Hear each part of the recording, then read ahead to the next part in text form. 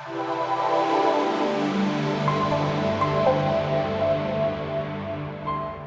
you have to exercise for weight loss? There seem to be conflicting opinions on this, but most would agree that a combination of eating right and exercise is the best approach to losing weight.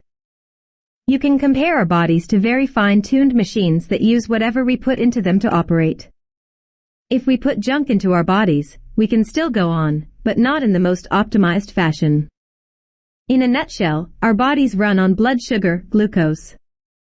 Exercise plays an important role because it leads to a depletion of blood sugar in our bloodstream, which then causes fat cells to release fat to replace it. Our body then uses this fat for energy instead of just storing it. And that's how exercise for weight loss fits in. There are a couple of myths that need to be dispelled right away.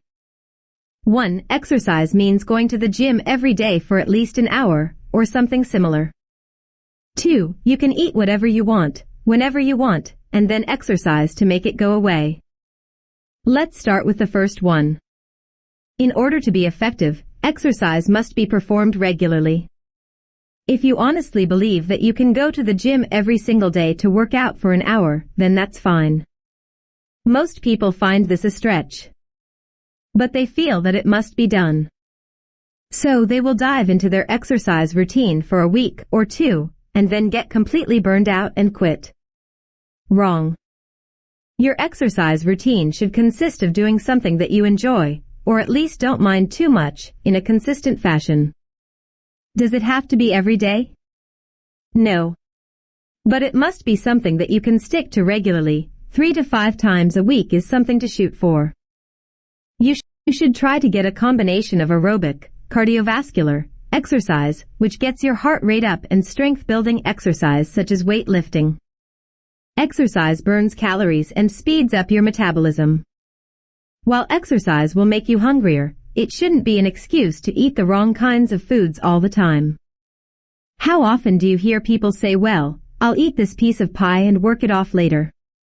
That's fine occasionally, and you can afford to splurge every once in a while when you maintain a consistent activity routine. But what you put into your body is even more important if you are exercising. The right foods, fruits, vegetables, whole grains, protein, fatty fish, etc., will give you more energy and keep you feeling good. The wrong types of foods, excess fats, processed foods, too much sugar, etc., will only inhibit the effectiveness of your exercise and weight loss plan. Consistent exercise for weight loss will get you the kind of results you are looking for: a slimmer self for life. Is water retention a big problem for you? If it is, then you are probably trying to find how much water weight you can lose to get to that shape and weight you have as your goal. The solution to losing water weight may seem like an odd one. If you are trying to lose fat, you are supposed to eat less fatty foods. It only makes sense that to lose water weight, that you would need to drink less water. This is far from the case. The best way to lose water weight is to drink more water. Let's look at why that is true.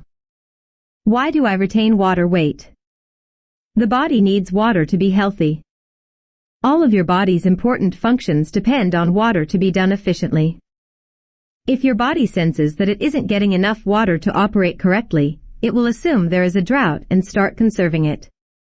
Your body releases a hormone that prevents the kidneys from filtering it. It's just like when we are going through dry spells with the water supply and cut back on some of the necessary usage and try to get by with as little water being used as possible.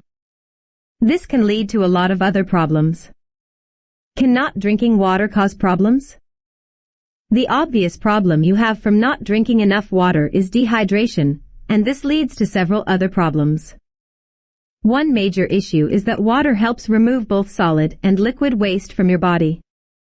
The water helps move things like toxins and fat along and out of your system. It also helps break down the more solid matter that your body has broken down and helps it come out easier. If it's not getting water, fecal matter is just backing up in your system, and that brings about many health concerns. Lack of water also slows down your metabolism. It can also keep nutrients from flowing through your body like it needs. How much water do I need to drink? A knee-jerk reaction to realizing that you aren't getting enough water is to overload it. This won't help you. What happens when the rain comes after a long dry spell and the ground is rock solid? The ground might absorb some of it, but it has to have some moisture in it to absorb more, just like a sponge. All the extra water that it can't absorb just runs off somewhere. In your body, if it hasn't been getting enough water, will be unable to handle large quantities, and will just move it into the bladder. That is why you end up having to urinate so much when you drink a lot more water than usual. What is a healthy amount for you to drink is between 1/2 and 2/3 of your body weight in ounces. If you weigh 200 pounds, then you should be drinking between 100 to 133 ounces of water per day. This will take some getting used to, but when you and your body is getting used to it, your body is going to start believing that the drought is over, so there is little need to retain as much. How much water weight you lose depends on how much water you drink, making sure you are getting enough, how much exercise you get, and how well you eat. It is amazing how much weight can be lost by eating more. Many people will have you believing that to lose weight you need to be eating less. By less, they usually mean less often. This isn't necessarily the case, though. One of the most important meals of the day is breakfast. You've heard that growing up and may not believe it to be true, but it really is. It is a shame that it becomes one of those meals that we run out of time for. We get so caught up in trying to get our day going that we end up neglecting the one meal that may end up making the rest of the day better for us. We get a little hungry, and we get our morning fix by running by our favorite coffee shop to get a large one to go, and maybe a Danish or pastry of some kind. This isn't the best thing for us either. We may curb our hunger for a little while, but our bodies will still be starved for the good stuff later on. What are the benefits of eating breakfast? 1. It's like filling up your gas tank first thing in the morning. Getting a good healthy breakfast can help you get more done through the day without having to be interrupted. It doesn't mean that you won't be hungry, but you will start off the day with the right kind of energy, and your blood sugar will be at a better level. This means less downtime for you. 2. It helps your brain and nervous system function properly. It essentially just gets your synapses firing on all cylinders. Your brain is sharper and your decision-making skills are better. Your memory is also improved. 3. Breakfast makes you less prone to binge eating. If you wait until lunch to eat, you will become more hungry. This means that you will try to find more food to eat and will make you less picky in your selection. You want to curb that hunger, so you run down to the closest fast food restaurant and buy the biggest size of whatever big burger you are carving. Not only will you eat a lot, you will eat it fast. Eating fast most likely means you are eating more than you need. You are getting food down so fast that your body doesn't have time to figure out that it's full until it's too late. 4. Eating breakfast helps you lose weight. It's not just breakfast, though. It's eating several times a day. Eat early and often to help you lose the most weight. Breakfast plays an important role in all of this. If you skip meals, your body begins to think that it's starving, and will go into storage mode thinking it must preserve as much as possible. That is when it turns into fat. It can also slow down your metabolism, and your ability to burn fat.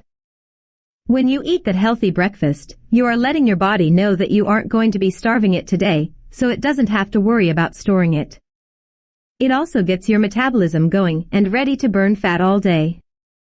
When you eat breakfast and regular meals throughout the day, you will really be impressed with how much weight can be lost if you decide to eat more. Are you making the commitment to lose weight and get in shape?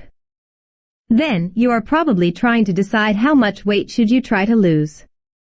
Setting goals are very important. Setting the right goals for you may be one of the hardest things to do. Not making goals for yourself is to invite failure to your weight loss goals. So what kind of weight loss goals should you set for yourself? In order to set the best goals for yourself, you need to know where you are, set a long-term reasonable goal for yourself, and give yourself rewards for meeting these goals. Take a look at where you are. It isn't just a matter of how much you weigh, it is a matter of taking an accurate assessment of where you are right now. You should go visit the doctor to make sure that you are healthy enough to stress your body. There are many people who can get started in a weight loss program only to find out that they can't finish it because their body can't handle the strain. Also, find out your true weight and get your body mass index, BMI, number. Get some measurements like your hip-to-waist ratio and your body fat percentage. It isn't necessary to have all of these, but it will help you to know where you started. Decide where you want to go. Make sure that you have reasonable goals set for yourself. Going from a size 40-inch waist to a 30-inch waist probably isn't very realistic for you. Going from a 40-inch waist to a 34-inch waist is fairly reasonable, but still ambitious. Losing 20 pounds is a realistic long-term goal. Losing 20 pounds in 2 weeks probably isn't a realistic one. Try to aim for a goal that is realistic. Make sure you have a planned date for you to reach that goal that is realistic as well. Don't try to do the impossible. Try to do what you are capable of doing. When you reach that goal, set a more ambitious one for yourself. Plan on setting for yourself short-term goals along the way to break it up a little. Reward yourself. Plan on doing something nice for yourself for reaching your long-term goal. Make it something special. Keep reminding yourself of it as often as possible. Don't just have one reward for yourself, though. For each little milestone you reach along the way, treat yourself to something special. Give yourself little prizes for being such a good hard worker. This will also make the long-term goal easier to reach. If you are truly serious about losing weight, give yourself the best shot by being realistic about where you are and where you are going. Don't forget to reward yourself for the hard work you do. Figuring out how much weight should you lose is a good goal, but don't let that be the only goal you have.